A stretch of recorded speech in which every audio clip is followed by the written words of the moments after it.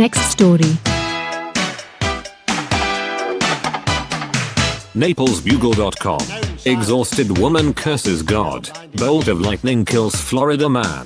Proving God is nearsighted. Claude F. Guterkunst. 3 to 4 minutes. Naples, Florida. In a bizarre twist of fate that has left the Sunshine State subdued and nonplussed, a young pizza delivery driver tragically lost his life to a lightning strike just moments after a resident of the Seabreeze Apartments vociferously expressed her frustrations with the storm-battered city. Security footage leaked to local news outlets has ignited a firestorm of debate over divine intervention, cosmic irony, and perhaps even the nearsightedness of the Almighty. For days, relentless winds and torrential rain had pummeled Naples, transforming the coastal paradise into a soggy battleground. Nerves were frayed, patience ran thin, and one woman finally had had enough. Video footage now circulating widely on social media captures the moment. A weary figure, hair plastered to her face, emerges into her apartment courtyard. Arms raised to the stormy sky, she unleashes a torrent of invective and aggrieved commentary aimed directly upwards.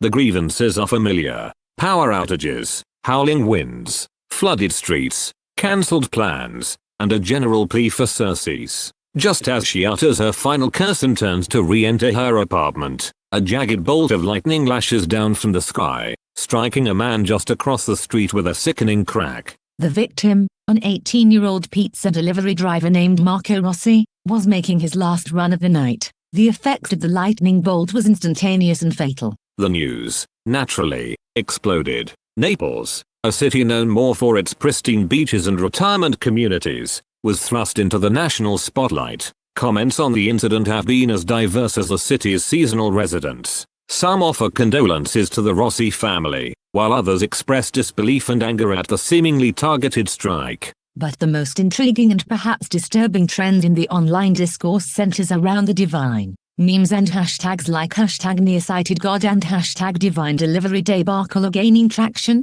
suggesting a plebeian sense of humor as dark as the storm clouds themselves. Others, however, see a cautionary tale in the tragedy. Perhaps, they argue, it's not God's eyesight that's the problem, but our own tendency to anthropomorphize the weather and project our frustrations onto the heavens. Local religious leaders have urged caution and reflection. Pastor Michael Evans of the Naples First Baptist Church stated, "This is a time for grief, for solace in our community, not for finger-pointing or blaming the heavens. Marco's death is a tragedy, a loss that cannot be explained or justified. Let us remember him, support his family, and find comfort in our shared humanity rather than seeking answers in the storm." Organized labor has a different interpretation. Back in my day, we wouldn't have let our brothers and sisters risk lightning strikes for a pepperoni pie, said Sean M. O'Brien, president of the Teamsters Union. Today, corporations treat workers like disposable batteries,